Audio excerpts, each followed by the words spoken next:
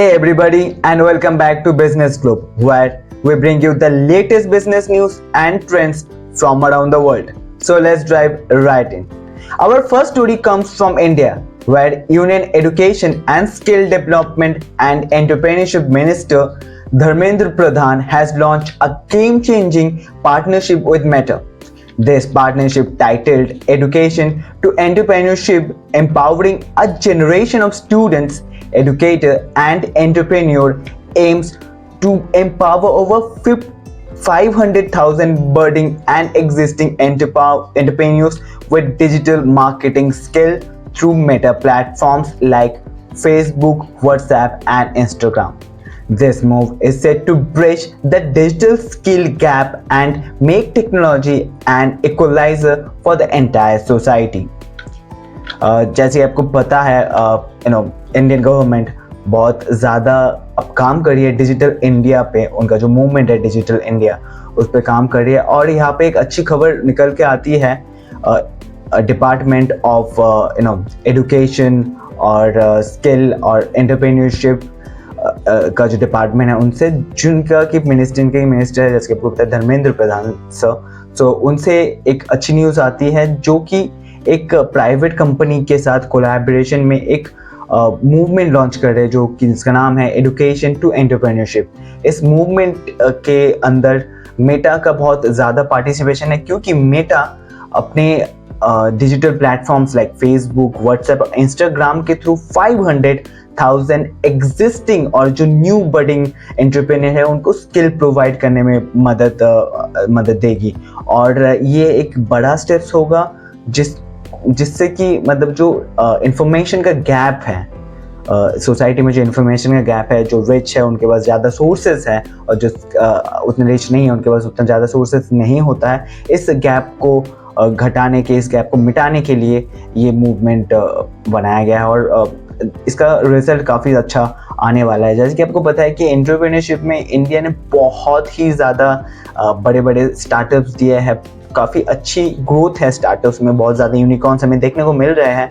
और इस मूवमेंट और इस स्टेप्स के बाद तो इसको और भी ज़्यादा बूस्ट मिलने के चांसेस हैं. Moving on, in our next story, we shift our focus to the retail sector. Walmart has made a significant move by investing $3 billion to increase its stake in Flipkart, one of the leading India's e-commerce company.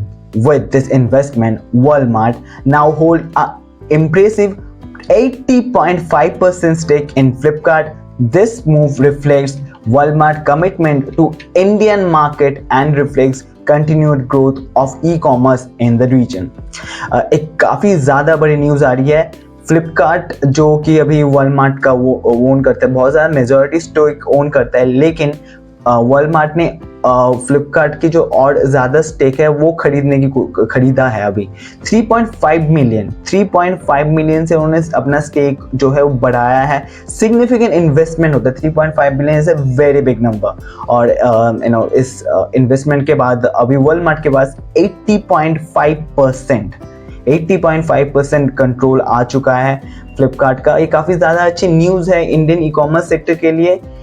एक तरह से देखा जाए एक powerful investment मिला है. Positive side ये है, लेकिन नेगेटिव साइड ये भी है कि जो बड़े बड़े प्लेयर्स हैं, दो बड़े बड़े प्लेयर्स है अमेजॉन और फ्लिपकार्ट, उनको ओन करता है एक फॉरेन कंपनी ओन करता है. अमेजॉन तो जैसे आपको पता है कि यूएस की कंपनी है, और फ्लिपकार्ट को ओन करता है वॉलमार्ट. 80.5% काफ़ी ज़्यादा बड़ा नंबर हो जाता है. तो 80.5% कंट्रोल है वॉलमार्ट का, जो कि यूएस कंपनी है. तो बड़े बड़े कंपीटिटर है वो ओरिजिन ही नहीं है यूएस से, जो कि इंडिया में मार्केट कर रहा है. ये थोड़ा बहुत नेगेटिव तो नहीं, एक कंसर्निंग न्यूज़ है कि इंडियन ओरिजिन कंपनी नहीं है इस कंपटीशन में. लेकिन एक काफ़ी ज़्यादा अच्छा न्यूज़ है जो कि हमने कवर किया था कुछ दिन पहले.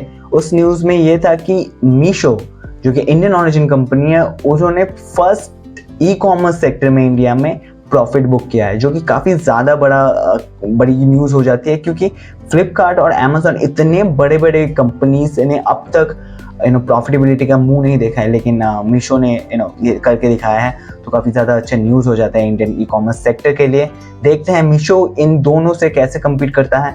और प्रॉफिटेबिलिटी की बात की जाए तो मीशो तो इसमें आगे ही है। देखते हैं किस तरह से ई कॉमर्स मार्केट बूम करता है, किस तरह से और हमें एक्साइटिंग न्यूज़ मिलता है ई कॉमर्स मार्केट से। Moving on, let's talk about the beauty and personal care market in India. A recent report by research strategy consultant predict that this market is on the cusp of rapid expansion and is expected to reach a staggering $30 billion by 2027. Online sales are playing a significant role, projected to make up around 33% of market by 2027. We are witnessing the rise of specialized players like L'Oreal and Nykaa who are bringing innovative product to the Indian market, driving growth in the beauty and the personal care sector. जैसे कि आपको पता है कि India में beauty और जो personal care sector है वो एक ट्रेडिशनल वे से बहुत सालों से चलता आ रहा है। यूनिलीवर जैसी कंपनी है, P&G जैसी कंपनी है, वो मास में इसमें मार्केट करती थी, लेकिन कोई स्पेसिफिक ब्यूटी जैसा कंपनी नहीं था या स्पेसिफिक फोकस नहीं था किसी भी कंपनी का जो कि सिर्फ ब्यूटी में फोकस करती हो। लेकिन अभी काफ़ी ज़्यादा सारे कंपनीज है, काफ़ी ज़्यादा स्टार्टअप्स कह सकते हैं आप, जो कि सिर्फ ब्यूटी पे फोकस करते हैं, जैसे कि नायका हो गया, उसके बाद आपका पर्पल हो गया, उसके बाद सुगर हो गया एंड मामाअर्थ भी हो गया। They only focus in the beauty sector and और जो न्यूज़ आ रही है कि $30 billion, it's a very big number, जो कि 2027 तक अचीव कर सकता है। ये मार्केट इंडिया में इतना बड़ा एक्सपैंड हो सकता है। देखते हैं कि किस तरह से ये कंपनियां आपस में compete करती हैं और इसका बेनिफिट किस तरह से कस्टमर उठा पाते हैं। ये देखना काफ़ी ज़्यादा इंटरेस्टिंग रहेगा।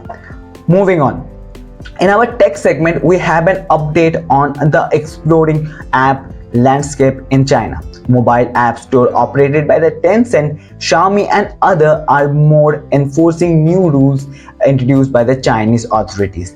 These rules requires the app to publisher to provide the detailed business information to the government. Failure to comply with this regulation may result in the app being taken down. This move reflects China's ongoing effort to tighten the rules for the tech sector in China. जैसे कि आपको पता है China में बहुत ज़्यादा restriction है। Foreign company तो चाइना में काम ही नहीं कर सकती, जो स्पेशली जो टेक की कंपनियां है, इंटरनेट बेस्ड कंपनी, वो तो एकदम ही रेस्ट्रिक्टेड है। लेकिन अभी एक न्यूज़ आ रही है जो कि चाइना की ओन कंपनी है, जो कि चाइना में बिजनेस करती है टेक रिलेटेड या social media related. App store है चाइना का खुद का, जो कि टेंसेंट या शाओमी का ऐप स्टोर है, उसमें भी, और जो भी ऐसे कंपनीज है, मोबाइल ऐप कंपनीज है चाइना में, चाइना ओन्ड कंपनीज में भी रेस्ट्रिक्शन काफ़ी ज़्यादा लगाए गए हैं चाइनीज़ गवर्नमेंट के द्वारा, और पूरा डिटेल देना पड़ेगा इंफॉर्मेशन, बिजनेस इंफॉर्मेशन गवर्नमेंट को। और अगर उसके पैरामीटर, गवर्नमेंट ऑफ चाइना के पैरामीटर के अकॉर्डिंग वो कंप्लाई नहीं करता तो ऐप को टेक डाउन भी किया जा सकता है। ये काफ़ी ज़्यादा ऑथोरिटेरियन या आप कह लीजिए काफ़ी ज़्यादा डिक्टेटर वाली बात हो जाती है, क्योंकि आप इतने ज़्यादा टाइटन कैसे कर सकते हैं या क्यों कर सकते हैं, फ्रीडम ऑफ स्पीच वाली बात हो जाती है। लेकिन ये तो चाइना है, देखते हैं किस तरह से ऐप अपने चाइना में मार्केट कर पाती है, चाइनीज़ ऐप इटसेल्फ कैसे मार्केट कर पाती है, देखना काफ़ी ज़्यादा इंटरेस्टिंग रहेगा। Moving on, in the ground-breaking move, Google is set to open doors to the real money games on the Play Store. This comes after implementing a new gaming rule and regulation aiming to boost the skill-based game industry, which has enforced the tax and has challenged due to some recent tax changes. जैसे कि आपको पता है कि कुछ दिन पहले ही news आया था कि टैक्सेशन काफ़ी ज़्यादा बढ़ाया गया है ऑनलाइन जो गेम्स है उस पे एक गवर्नमेंट के द्वारा किए जा रहे हैं। लेकिन एक अच्छी न्यूज़ आ रही है जो कि गूगल के द्वारा आती है। पहले ऐप स्टोर में या प्ले स्टोर में, आप कह लीजिए प्ले स्टोर में, गूगल के प्ले स्टोर में नहीं आप डाउनलोड कर सकते थे कोई भी गेम, फैंटेसी गेम या जो ऑनलाइन फैंटेसी गेम्स को अब भी गूगल ने अलाउ किया है उनको प्ले स्टोर पे पब्लिश करने के लिए। प्ले स्टोर पे आप डाउनलोड कर सकते हैं। तो ये एक तरह से गूगल का एफर्ट है ताकि ट्रस्ट लोगों पे हो जाए कि अच्छा ठीक है प्ले स्टोर पे है तो it is a genuine app. फिर भी ये देखना काफ़ी ज़्यादा इंटरेस्टिंग रहेगा कि किस तरह से जो ऑनलाइन गेमिंग ऐप्स है वो टैक्सेशन को किस तरह से डील करती है, क्योंकि काफ़ी ज़्यादा मार्जिन और प्रॉफिट टैक्स में ही चला जाएगा। तो किस तरह से ये देखना काफ़ी ज़्यादा इंटरेस्टिंग रहेगा, किस तरह से ऑनलाइन गेमिंग सेक्टर इंडिया में स्ट्रगल करती है, किस तरह से ग्रो करती है। काफ़ी ज़्यादा इंटरेस्टिंग रहेगा देखना in future. Moving on, news is coming from US service sector. Activity unexpectedly picked up in the August as the institution for supply management report an arise in the new order and employment. Let's see how this could impact the US economy. एक surprising news आ रही है US से। हमने जैसे कि हमें पता था और हम काफ़ी बहुत महीनों से न्यूज़ फॉलो करते आ रहे हैं कि यूएस इकोनॉमी बहुत ज़्यादा स्ट्रगल कर रही है, लेकिन एक सरप्राइज वाली न्यूज़ आ रही है कि यूएस इकोनॉमी में अभी थोड़ा बहुत बूस्ट देखने को मिला है। अनएक्सपेक्टेड भी था, एक्सपर्ट के द्वारा भी ये कहा जा रहा है कि अनएक्सपेक्टेड था जो बूस्ट वो देखने को मिल रहा है इकोनॉमी में, और ये अगस्त में बूस्ट है। देखते हैं किस तरह से ये बूस्ट रहता है। ये शॉर्ट टाइम पीरियड के लिए बूस्ट रहता है, ये लॉन्ग टाइम तक ये बूस्ट चलता रहता है। ये देखना काफ़ी ज़्यादा इंटरेस्टिंग रहेगा और देखते हैं यूएस इकोनॉमी किस तरह से इस बूस्ट को मेंटेन कर पाती है और किस तरह से यूएस इकोनॉमी इम्प्रूव हो पाती है इन लॉन्ग टर्म।